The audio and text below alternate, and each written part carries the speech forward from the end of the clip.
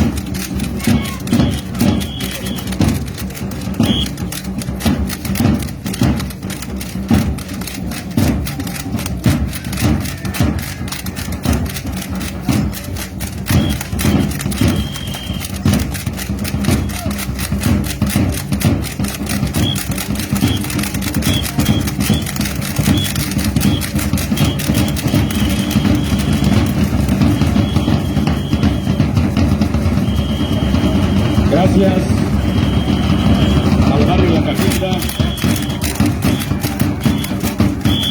Gracias a la danza Cristo Rey. Gracias al dirigente Javier Flores Iglesias. Que sigan con esta tradición.